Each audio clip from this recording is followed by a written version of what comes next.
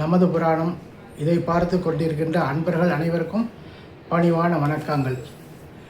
இப்போது இந்த பராபவ வருஷத்தில் வைகாசி மாதம், இந்த வைகாசி மாதமானது 15/5/2026 வெள்ளிக்கிழமை காலை மணி 6:58க்கு சூரிய பகவான் மேஷ ராசியிலிருந்து ரிஷப ராசிக்கு பிரவேசிக்கிறார். இதுதான் வைகாசி மாதம்.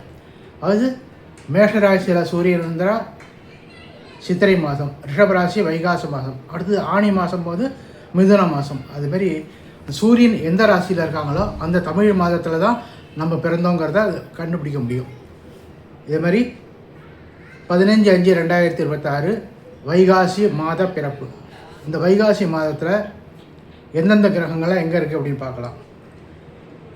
செவ்வாய் பகவான் மேஷ ராசியில் இருக்கார். அடுத்தது ரிஷப ராசியில் சூரியன், புதன், சுக்கிரன். இந்த சுக்கிரன் 15ஆம் தேதி அன்றைக்கே மிதுன ராசிக்கு போயிடுறாரு.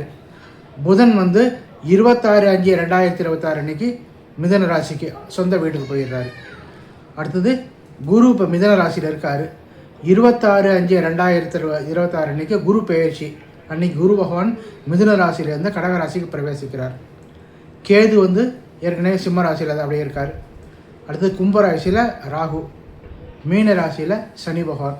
இதுதான் இந்த சில கிரக நிலை. இதில் இந்த மாத கிரக நிலைகள். இந்த மாதம் வைகாசி மாதம் 1ஆவது. இது விஷ்ணுபதி புண்ணிய காலம்னு ரொம்ப விசேஷமான காலம். இந்த விஷ்ணுபதி புண்ணிய காலத்தை பற்றி ஏற்கனவே பதிவிட்டிருக்கேன். விஷ்ணுபதி புண்ணிய காலத்தில் வருஷத்தில் 4 நாள் வரும். ரொம்ப சிறப்பான புண்ணிய காலம்.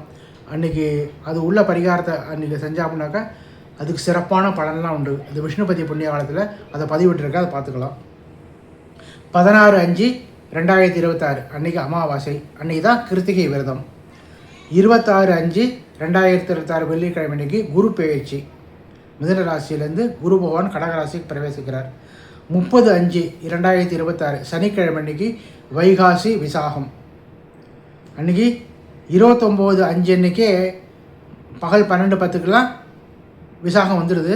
ஆனால் பௌர்ணமி விசாகம் 30ஆம் தேதி தான் இருக்கிறதுனால வைகாசி விசாகம் 30ஆம் தேதி.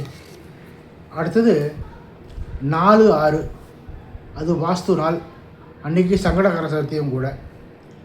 அடுத்தது வைகாசி 31 14/6/2026 ஞாயிற்றுக்கிழமை, அது ஒரு அமாவாசை.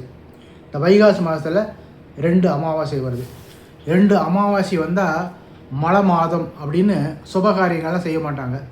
சித்திரை வைகாசிக்கு வேண்டி மழை மாத தோஷம் இல்லை அப்படின்னு கொடுத்துருக்கிறதுனால அதனால் வைகாசி மாதத்தில் திரும்ப சுபகாரியங்கள்லாம் பண்ணலாம். அது தோஷம், மழை மாதம் தோஷம் கிடையாது.